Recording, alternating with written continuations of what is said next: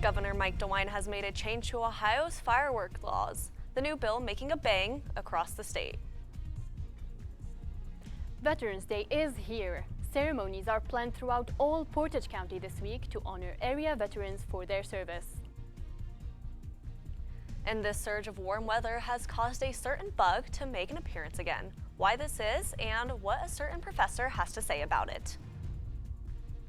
A historical monument is expanding access to the public for the first time in nearly 100 years. The landmark commemoration when TV2 News starts now.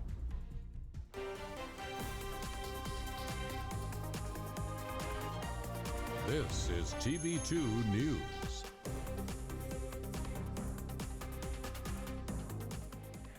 Good Tuesday evening, Portage County, and thank you for picking us to get your daily news. I'm Kelsey Drennen. And I'm Amani Hammami. We're starting off tonight's newscast with a new bill that Governor Mike DeWine has signed. That's right. The governor has signed a new bill on fireworks and when they're allowed to be used. Reporter Austin Rupert is here with the details. Hi, Austin. Thanks, guys. Ohio Governor Mike DeWine recently signed a historic firework bill that will allow people to ignite firecrackers, Roman candles, and other consumer-grade fireworks on more than 20 days a year. The new law will allow adults to use consumer-grade fireworks on private properties on a holiday, including New Year's Eve and Day, Cinco de Mayo, Juneteenth, Memorial Day, Labor Day weekends, and July 4th. Personally, I think this law is great. Time and time again, it's been trying to pass fireworks in the state, and also time and time again, it's been denied. I think if this does get passed, it can have a lot of great benefits to those that do want to light fireworks in state and keep it that way. Kent Police Administrative Lieutenant Mike Lewis says that there are concerns for recklessness around fireworks and believes yearly firework complaints could rise. Even with the new laws passed, the Kent Police will continue to uphold its long-standing unlawful noise ordinance, which begins after 9 p.m. at night. They will, however, be looking into how the city can adapt their policies. It definitely should be monitored and regulated. I mean, if you're going to legalize it, at least do something about, something like that about it, you know. John Sorge, the owner of American Fireworks, says the law puts the preemptive methods in place to keep citizens safe. This includes a 4% consumer fee on all fireworks that goes towards firefighter training programs. The bill prohibits discharge of fireworks while under the influence of alcohol or controlled substances. Local communities could opt out or restrict the dates and times fireworks could be set off. Reporting from the Franklin Hall studio, I have been Austin Rupert, TV2 News. Thanks, Austin. Veterans Day is coming up, which means there will be plenty of ceremonies for the citizens of Kent and Portage County to pay tribute to the veterans who served this country. TV2's very own Kennedy Webb-Glenn is here to give you the rundown of events. Kennedy. Hi, ladies. We have rolled around that time of year to celebrate those who have given their lives in time to serve. Veterans Day is this Thursday and ceremonies are being planned all throughout Portage County. Portage County will be hosting a Veterans Day Remembrance Ceremony. It has been a tradition for years now, and this year will pay a special tribute to the Portage County men and women who served in the Afghanistan War. Now, Kent State University hosts their own special ceremony. It will take place on Wednesday at 11 a.m. at the Reisman Plaza on the KSU campus. The ROTC will perform demonstrations, and there will be several speakers. The program is titled Honoring All Those Who Serve. It will include a flag-raising ceremony conducted by a mix of Kent's Army ROTC and Air Force ROTC teams. Keynote speaker State Representative Haraz Gambari, as well as Dr. Maureen McFarland, who will MC the event, have both served and given a lot of time towards Kent State community. On Thursday at 2 p.m., the Portage Area Regional Transportation Authority will be hosting their annual Veterans Day ceremony at the Veterans Memorial across from Kent State's Transit Center. It will be open to the public. The Portage County Commissioners will hold a ceremony Thursday morning at the Ravenna Courthouse. The program will feature a color demonstration, marching band, and guest speaker.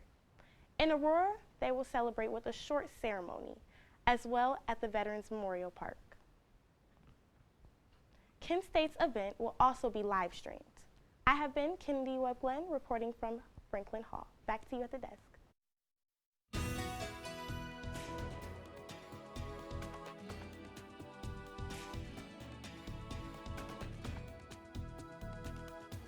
Good Tuesday evening, Portage County. I'm Nathan Welsh with your weather forecast. Now, right now in Kent, it is 62. Feels like it as well. Dew point at 42 degrees. That gives us a humidity at 49%. We got winds from the south at 3 miles per hour and visibility out to 10 miles. That's right, 62 today. I've been outside. It felt great. It was great yesterday. We're kind of getting into a bit of a warm spell, it seems.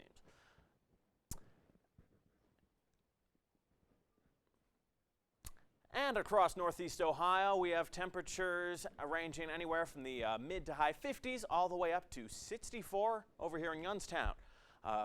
Again, those trends that we always see, we'll see it on the nets as well. Colder up north and warmer down south, as we can see right here. 59 in Lima, but 65 in Cincinnati. It's almost like it's summer again.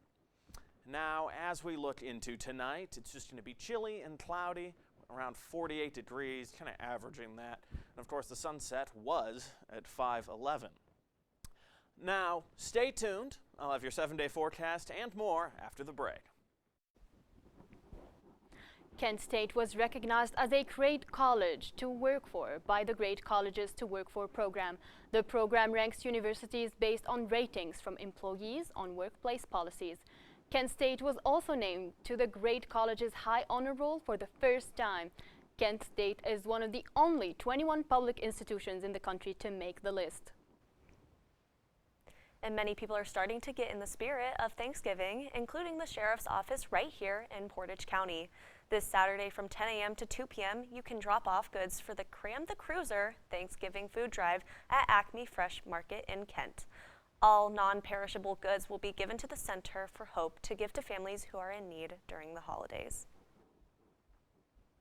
Watch out from scams. Portage County Sheriff's Officer warns residents after receiving multiple complaints about scammers posing as Ohio Edison representatives.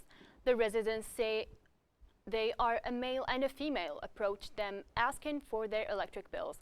They requested a cash deposit in exchange for saving their homeowner money. The victims say they were threatened when they refused. And a Kent State alum, Frank Quinn, died in his home at the age of 84. Quinn graduated with a degree in journalism and served as an editor for the school's newspaper his senior year. Throughout his life, he was a sports reporter, vice president of the American Journalism Review, and trained many journalists along the way. Quinn has made many contributions to the journalism field, and he will be certainly missed by Kent State.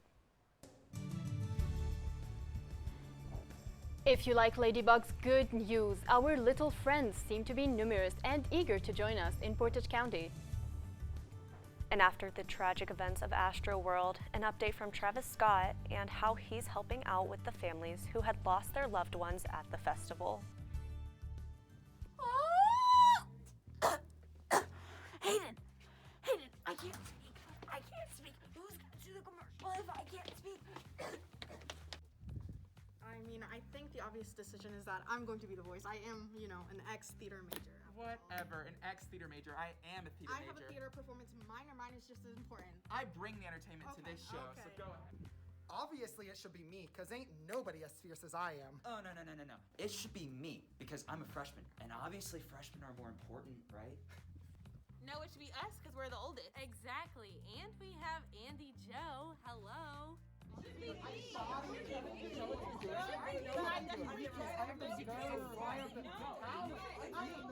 Everybody wait! The only voice that should end this commercial is the College Voice, Fridays at 2 p.m. Now say it with me. Watch the College Voice on Fridays at 2 p.m.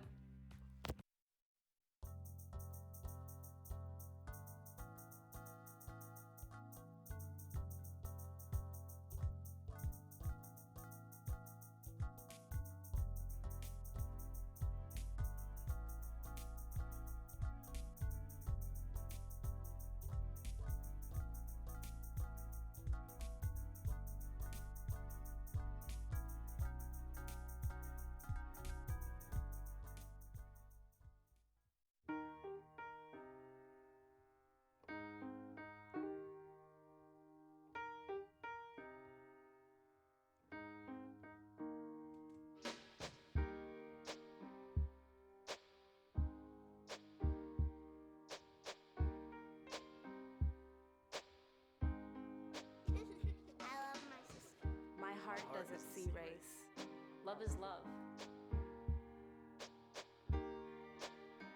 Kent State's most generous annual tradition, Giving Tuesday, is here. Golden Flashes are known for giving back, and this month, your generosity goes even further with matching gifts, incentives, and challenges. Join in by supporting the fund that matters most to you. At Kent State, what sets us apart is how we come together.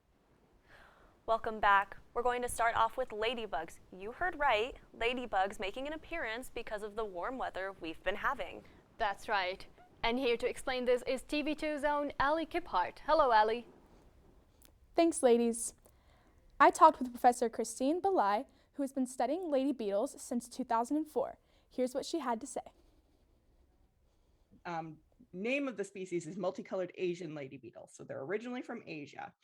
And they were brought in as really good biological control agents. So they'd eat pest organisms and they'd bring them in again and again. No one thought they could overwinter. And then they started overwintering. So they were used in the south and they moved more and more northward. And so this particular species, it's really just adapted to the environment that humans create for it. These ladybugs, along with the commonly known stink bug, are showing up because of the sudden warmer weather. These bugs are searching for sunlight and are swarming on south-facing tall structures. They are also likely to be found indoors, getting in through cracks and any small openings. The ladybug emits a chemical when crushed, which smells similar to that of the stink bug, and is used as a defense chemical to ward off predators. These bugs are likely to stay in sight for the next few weeks as temperatures stay high. Have a good evening, Portage County. For TV2 News, I'm Allie Kiphart.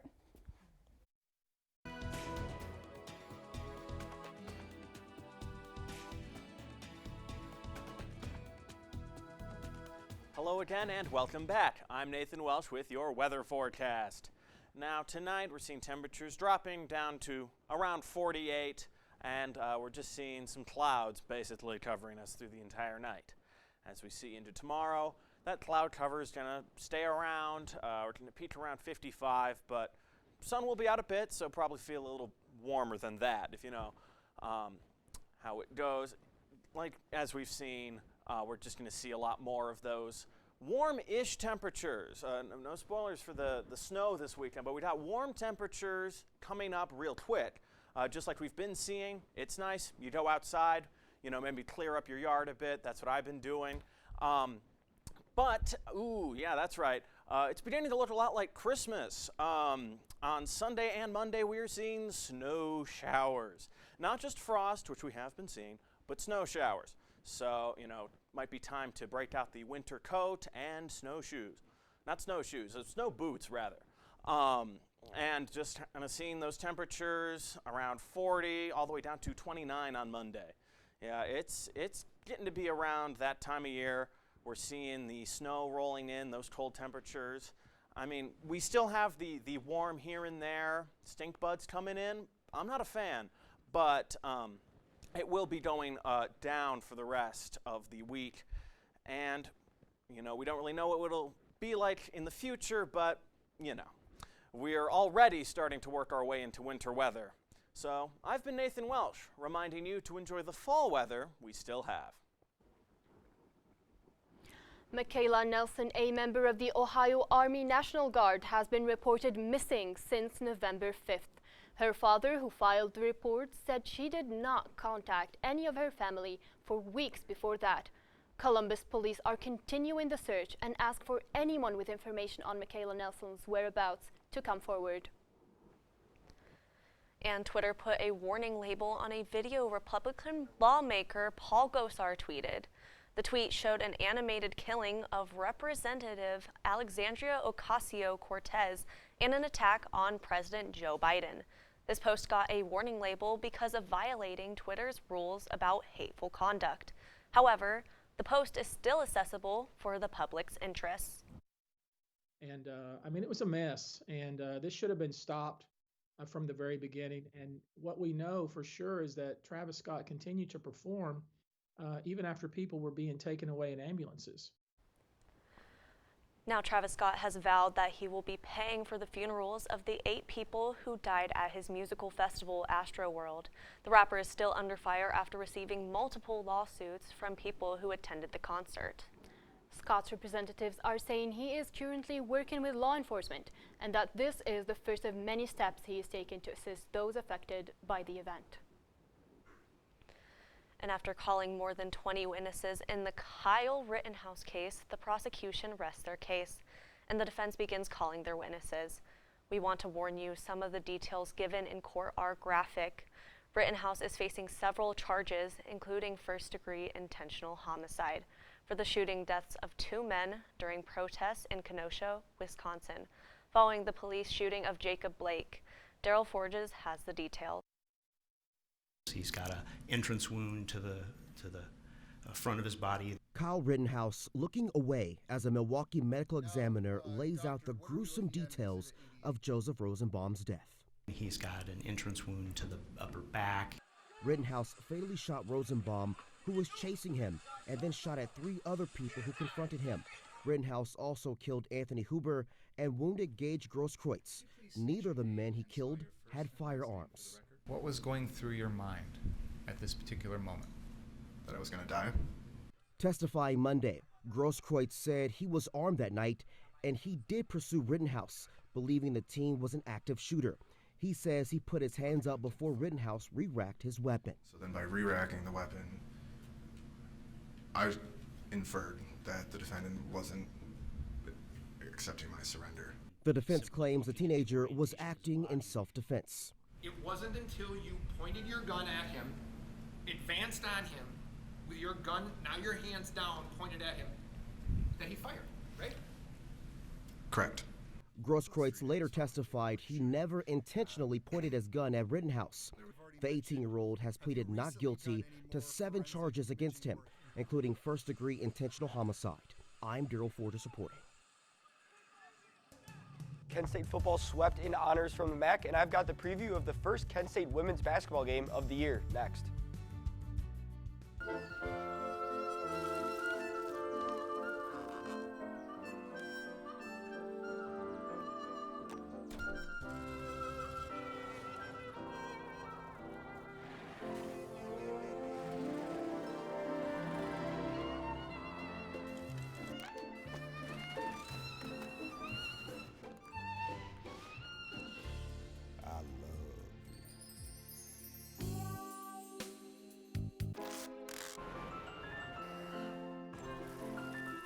Get strawberries? Okay.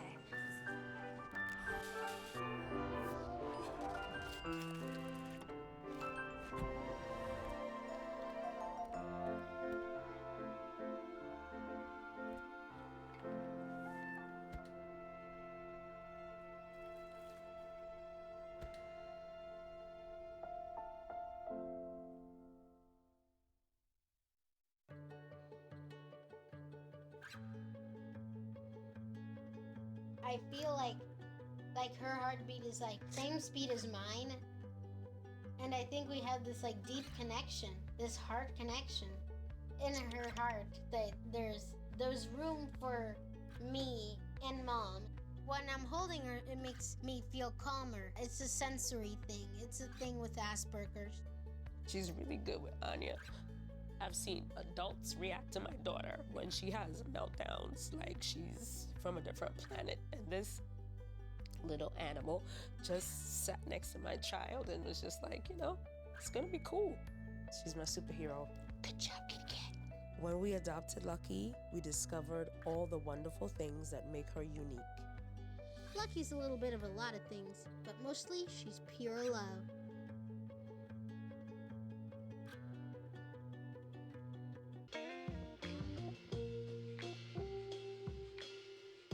After you joined our family, it was like, I really do feel complete now.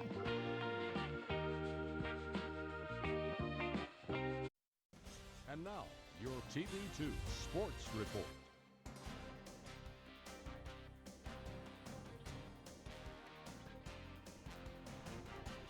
It's a big celebration for Kent State's football team as they are now placed first in the Mid-American Conference East Division. This is coming right after a big win they had against the undefeated team from Northern Illinois. That's right. The Flashes are proud to be sitting on top and are getting ready for their next game against Central Michigan tomorrow. First in the East Division, that's pretty impressive to me. That's what I was thinking. This is making me wonder how well they'll do with their upcoming game. It's a good thing that our sports anchor, Ian Herrmann, is here. Hi, Ian.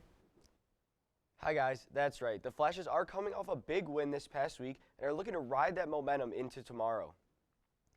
As they travel to Mount Pleasant for a MACtion battle against Central Michigan at 8 p.m., both teams are coming off wins in their last game, and there looks to be another shootout in the making. Central Michigan has a very good run defense, which is why I think this game will be close, but the Flashes have quarterback Dustin Crum and a defense that continues to wreak havoc against opposing offenses, causing turnover after turnover. I have Kent State winning 48-40.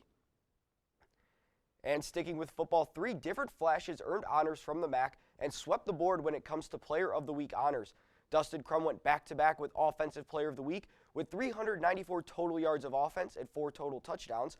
Nico Bolden won Defensive Player of the Week with 12 tackles and a forced fumble. And Andrew Glass won Special Teams Player of the Week, hitting all 7 of his extra points and a 39-yard field goal.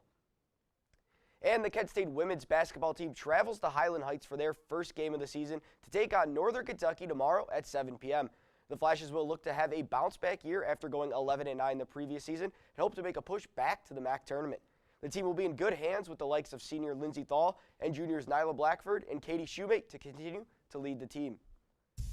And now we will head to Pittsburgh, where the Bears were in town taking on the Steelers Monday Night Football. We'll pick it up first quarter. Najee Harris will get the scoring started. He'll take this handoff from Big Ben, and he'll find his way into the end zone for a touchdown. That's a 10-yard score. Steelers, they're up 7-0 early on in this one. And now later in the quarter, Justin Fields, he'll take the snap. He'll look, he'll throw to be picked off by the big fella. Cam Hayward, you don't see that every day. Defensive lineman with the pick. Steelers D coming up big for the Steelers. And out of the second quarter, Steelers back on offense. Big Ben, he's looking. He'll pump fake. He'll look. He'll throw it from Pat Fryermuth wide open. That's a touchdown. Steelers looking good early in this one. 14-0 lead. Now to the fourth quarter, the Bears. They're getting tricky with it. Wildcat formation. David Montgomery to Darnell Mooney, and he takes it to the end zone. That's a touchdown. Bears down just 20-13 now, trying to make this a game. And Bears on offense again. Fields, he takes the snap. He'll scramble to his left, and he'll find Mooney on this throw in the end zone. That's a touchdown, and Bears, they take a 1-point lead. But not so fast. The Steelers, they come down the field with a chance to win it. Chris Boswell, that's good. And the Steelers, they come back and win it 29-27. That is all I have for sports for today. My name is Ian Herrmann. I hope you all have a great rest of your night.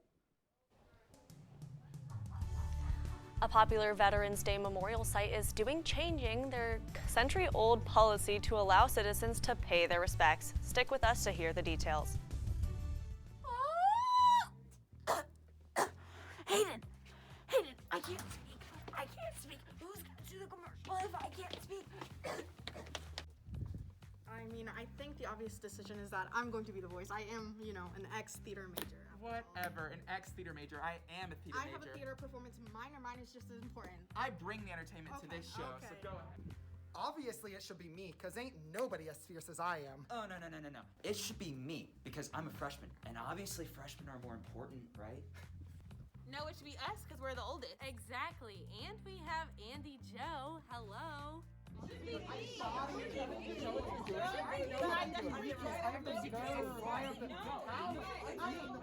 Everybody wait!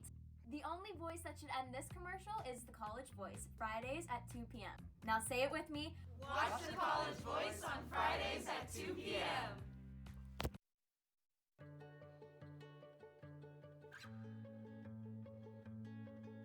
I feel like her heartbeat is like same speed as mine. And I think we have this deep connection, this heart connection in her heart, that there's room for me and Mom. When I'm holding her, it makes me feel calmer. It's a sensory thing. It's a thing with Asperger's. She's really good with Anya. I've seen adults react to my daughter when she has meltdowns like she's from a different planet. And this little animal just sat next to my child and was just like, it's gonna be cool. She's my superhero. Good job, Kitty Cat. When we adopted Lucky, we discovered all the wonderful things that make her unique. Lucky's a little bit of a lot of things, but mostly she's pure love.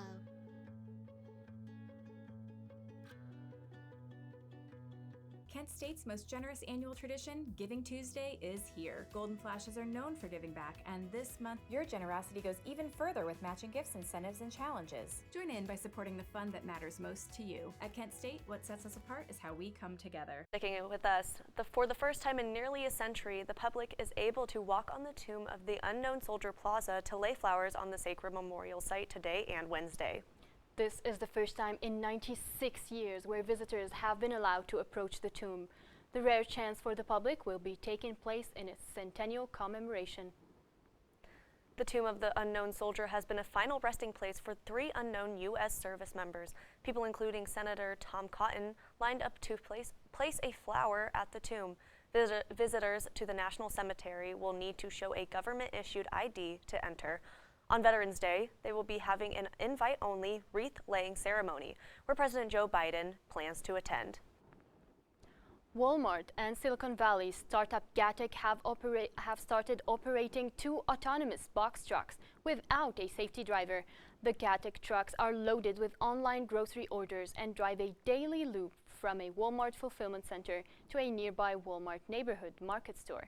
The trucks are currently being tested in Bentonville, Arkansas, and New Orleans area. Walmart officials say the program is aimed at increasing capacity and decreasing inefficiency. So what are you planning on doing for Veterans Day? Anything? I think the ceremony is a good idea. I think so too. I think it'll be a good. We should be thanking the veterans for their services. All right. Well, finally tonight, Giving Tuesday is happening now at Kent State. Any Giving Tuesday fund that receives a gift of $25 or more from 20 unique donors get a $500 boost. There are more than 35 funds to choose from, so you can find the fund that matters most to you and give with purpose. You can donate at the link below. All right, well, that about wraps up our Tuesday newscast. Thanks for sticking with us tonight. To stay up to date on everything news, follow us on Instagram, Facebook, and Twitter at Kent Wired. I'm Amani Hammami. And I'm Kelsey Drennen. Have a great night, Portage County.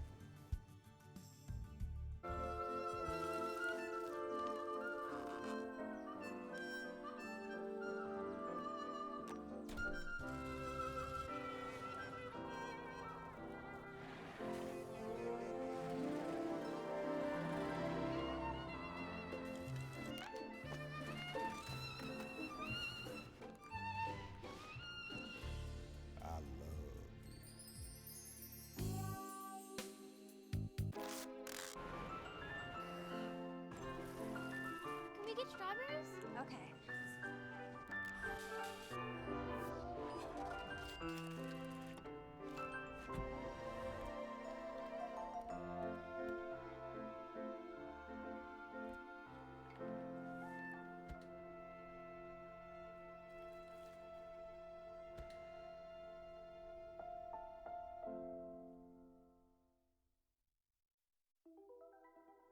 Todd's a great guy. I mean, look at him. What a sweetheart. Attaboy. Wait, Todd, what are you doing? How totally selfish and un-Todd-like of you. Come on, Todd. Come on, man. Patriotism. It inspires passionate debate. It's worn like a badge of honor with good reason. Because it means love and devotion for one's country. But what really makes up this country of ours? It's the people. To love America is to love all Americans. This year, patriotism shouldn't just be about pride of country. It should be about love. Love beyond age, sexuality, disability, race, religion, and other labels. Because love has no labels. People think I'm trash, but they're wrong. Today I'm just an aluminum can, but one day I could be a stadium.